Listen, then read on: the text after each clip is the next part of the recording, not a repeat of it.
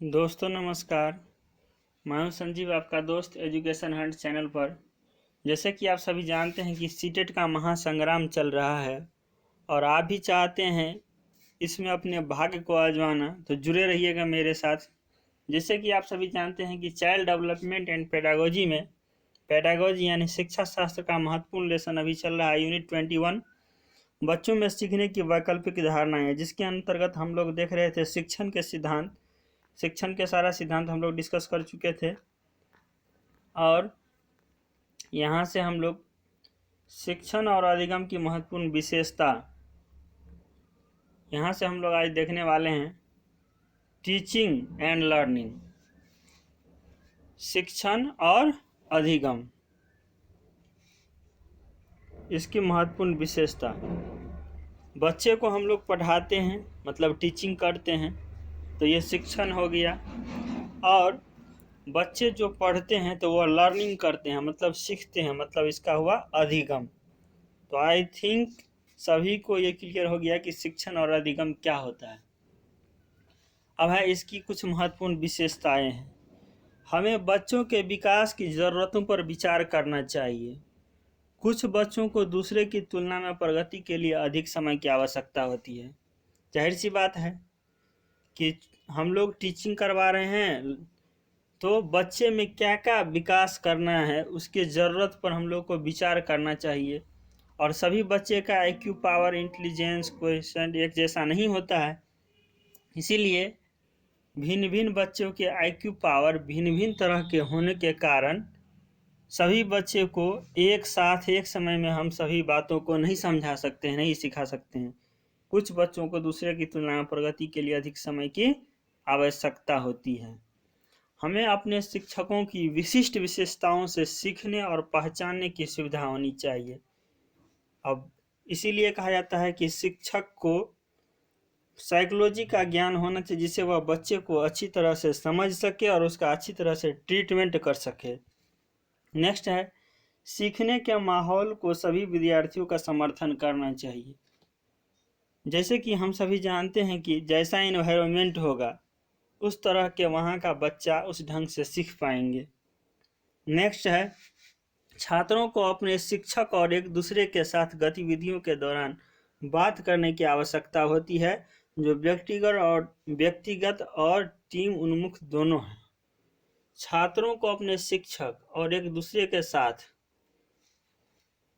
गतिविधि के दौरान बात करने की आवश्यकता होती है। जाहिर सी बात है कि ग्रुप डिस्कशन से हम लोगों को या किसी को ज़्यादा समझ में आती है, इसीलिए टीम की भावना में व्यक्तिगत से अच्छा होता है कि हम लोग बातचीत करते हैं और उसको सीखते हैं, या बच्चे व्यक्तिगत बात भी करते हैं और टीम की भावना में जुड़ करके ग्रुप में भी अच्छे से डिस्कशन करते हैं एक दूसरे के साथ और सीखते हैं। नेक्स्ट है, हमें ऐसी गतिविधि की योजना बनाने की आवश्यकता है जो सभी बच्चे को एक टीम के रूप में काम करने के लिए प्रोत्साहित करे, जैसे कि प्रासंगिक कार्यों में जोड़ना या छोटे समूह में काम करना। शिक्षक को, टीचर को या हमें इस तरह से बच्चे को मोटिवेट करना है, इस तरह से अभिप्रेरणा उसके अंदर जगाना है कि बच्चे टीम में मिलकर के, ग्रुप में मिलकर, अलग अलग समूह में मिलकर किसी भी कार्य को अच्छे ढंग से करना सीखे। नेक्स्ट है, छात्रों को उनके लिए उपयोगी पाठ्यक्रम खोजने में सक्षम होना चाहिए। आवश्यकता ही आविष्कार की जननी है। तो छात्रों को उनके लिए उपयोगी पाठ्यक्रम खोजने में सक्षम होना चाहिए। सवाल पूछने और जानकारी पर विचार करने के लिए प्रोत्साहित किया जाना चाहिए और विषय की अपनी समझ का निर्माण करने में सक्षम होना चाहिए। दोस्तों, कहा जाता है कि एक अच्छा टीचर वही होता है जो बच्चे को, स्टूडेंट को प्रश्न पूछने के लिए मोटिवेट करते हैं, उसे प्रोत्साहित करते हैं। और जब बच्चे प्रश्न पूछते हैं तो शिक्षक को खुशी होती है कि नहीं, आज बच्चे ने कुछ पूछा है, इसका मतलब बच्चा अच्छा कर रहा है। लेकिन कुछ ऐसे भी शिक्षक होते हैं जिनको प्रश्न पूछने पर गुस्सा आती है, वो बिल्कुल गलत बात है। यदि हम लोग में किसी में इस तरह की आदत है तो उसे सुधार करनी चाहिए। नेक्स्ट है, हमें छात्रों को अपने विचारों की व्याख्या करने के लिए अच्छे प्रश्न पूछने की आवश्यकता है। केवल हाँ या नहीं उत्तर की आवश्यकता वाले प्रश्न पूछने के बजाय हमें बच्चों से उनके विचारों को व्यक्त करने की अनुमति देने के लिए खुले अंत वाले प्रश्न पूछने की आवश्यकता है। उदाहरण के लिए हम उन प्रश्नों को पूछते हैं जो तुम क्या चाहते हो, क्या सोचते हो के साथ समाप्त होने वाला है। बच्चे को इस तरह का प्रश्न पूछने के लिए हम लोगों को प्रोत्साहित करना चाहिए जिसमें कि बच्चा अपना लॉजिक, अपनी तार्किक क्षमता लगा करके उस क्वेश्चन का आंसर दे पाए, जिससे उसका खोजने के रूप में उसका विकास होगा किसी भी चीज में। वह खुले अंत वाले प्रश्न दो तरह का होता है, एक होता है बंद अंत वाला, एक होता है खुले अंत वाला। खुले अंत वाले का मतलब होता है उसका एक से ज्यादा आंसर हो सकता है, बच्चे कई तरह से सोच सकते हैं। लेकिन बंद अंत वाले प्रश्न में उसका सिंगल और सिंगल एक ही आंसर होगा, ओनली रिप्लाइड यस और नो। लेकिन खुले अंत वाले प्रश्न में ऐसा नहीं होगा। आई थिंक आप लोग का क्लियर हो गया होगा ओपन इंडेड क्या होता है और क्लोज इंडेड क्वेश्चन क्या होता है। ओपन इंडेड मतलब खुले अंत वाले और क्लोज इंडेड मतलब बंद अंत वाले। तो खुले अंत वाले प्रश्न में, ओपन इंडेड वाले प्रश्न में एक से ज्यादा आंसर हो सकते हैं, जो कि अच्छा क्वेश्चन होता है, जो बच्चे को तार्किक रूप से उसकी क्षमता को बढ़ा सके। नेक्स्ट है शिक्षक द्वारा पूछे गए महत्वपूर्ण प्रश्न और छात्रों के बीच सक्रिय चर्चा जानकारी की खोज करने के लिए प्रेरित करेगी। दूसरे के साथ बातचीत करना, नई जानकारी प्राप्त करना और विचारों को प्रतिबिंबित करना बच्चे को नए ज्ञान के निर्माण में मदद करते हैं।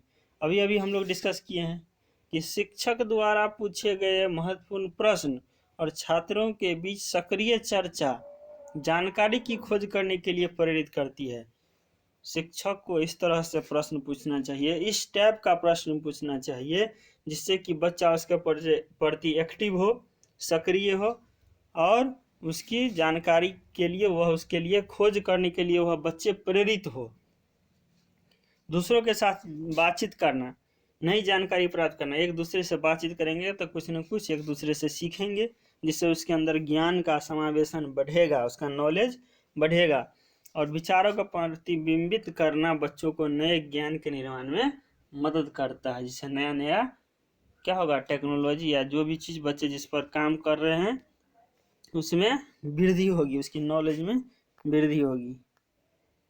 तो दोस्तों ये था आपका यूनिट 21, जिसको अभी हम लोग कवर अप कर चुके हैं। जैसे कि आप सभी देख रहे हैं कि हम लोग तीसरा सेक्शन पढ़ रहे हैं, अधिगम और शिक्षा शास्त्र का, जिसमें यूनिट 21 बच्चे में सीखने की वैकल्पिक धारणाएं, जिसको अभी अभी हम लोग कवर अप कर चुके हैं, या लेसन आपका एंड हो गया है।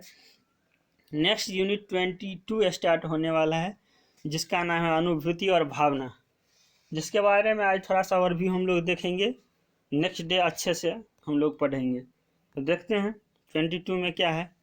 हाँ दोस्तों, उससे पहले यदि मेरा प्रयास आप लोग को अच्छा लग रहा हो तो वीडियो को लाइक, शेयर एंड चैनल को सब्सक्राइब करना नहीं भूलेंगे। और यदि मेरे व्हाट्सएप ग्रुप से आप लोग जुड़ना चाहते हैं तो कमेंट बॉक्स में नेम के साथ अपना मोबाइल नंबर लिख सकते हैं आप लोग, मैं आपको ग्रुप में ऐड कर दूंगा। और ग्रुप में बहुत सारे एक्टिविटी आपको करवाया जाता है, जिसके अंतर्गत एक्स्ट्रा मटेरियल भी मिलता है। तो आप लोग ज़रूर अपना नंबर और नेम कमेंट बॉक्स में लिख सकते हैं, या कोई भी आपका त्रुटि हो तो आइए देखते हैं अनुभूति और भावना। अनुभूति, जिसको हम लोग इंग्लिश में बोलते हैं फीलिंग्स, और भावना, जिसको इंग्लिश में हम लोग बोलते हैं इमोशन। फीलिंग्स, हम लोग कोई चीज़ फील करते हैं। ये फीलिंग्स क्या होती है, हम लोग कोई चीज़ फील करते हैं, महसूस करते हैं, जिसे हम लोग फीलिंग करते हैं। वह दूसरा आदमी हमारे फीलिंग को देख नहीं सकता है, वह इंटरनली होता है। इसीलिए हमारा फीलिंग को, हमारी जो हम जो कुछ भी महसूस करते हैं वह दूसरा आदमी नहीं समझ सकता है, ये हमारा फीलिंग हुआ। बट इमोशन, भावनाएं, भावना में हम लोग कभी कभी बह जाते हैं, तो जो हमारा फीलिंग होता है उसी फीलिंग को हम लोग इमोशन में बदल देते हैं। मतलब भावनाएं में जो हमारे दिमाग में फीलिंग आती है, उस फीलिंग से हम लोग अपने इमोशन को दिखाते हैं, अपने गेस्चर, पोस्चर, हाव भाव से उस भावना को प्रकट करते हैं और अपने आप को कंट्रोल नहीं कर पाते हैं और अपने भावना में बह जाते हैं। तो कह सकते हैं कि यह एक्सटर्नली भी हो सकती है, बट फीलिंग्स, आपका अनुभूति, वह इंटरनली ही होता है। वैसे आपका इमोशन भी इंटरनली है, लेकिन आप कह सकते हैं कि भावना में हम लोग बह जाते हैं। तो आइए देखते हैं फीलिंग्स एंड इमोशंस, अनुभूति और भावना, थोड़ा अच्छे से देखते हैं। अनुभूति किसी एहसास को कहते हैं। यह शारीरिक रूप से स्पर्श, दृष्टि, सुनने या गंध सूंघने से हो सकती है। मतलब हम लोग उसको फीलिंग करते हैं, अनुभूति करते हैं। या फिर विचारों से पैदा होने वाली भावनाओं से उत्पन्न हो सकती है। अभी हम लोगों ने इसके बारे में डिस्कस कर चुके हैं कि ये फीलिंग्स क्या होती है। अनुभूति शब्द का उपयोग मानव के लिए सूचना के प्रसंस्करण, ज्ञान को लागू करने और वरीयताओं को बदलने के लिए संकाय से संबंधित कई शिथिल तरीकों से किया जाता है। अनुभूति या संज्ञानात्मक प्रक्रियाएं प्राकृतिक और कृत्रिम और सचेत नहीं हो सकती, इसलिए उन्हें विभिन्न दृष्टिकोणों और विभिन्न संदर्भों में संज्ञाहरण, न्यूरोलॉजी, मनोविज्ञान, दर्शन प्रणाली और कंप्यूटर विज्ञान में विश्लेषण किया जाता है। दोस्तों, आप लोग एक इमेज देख सकते हैं अपने सामने।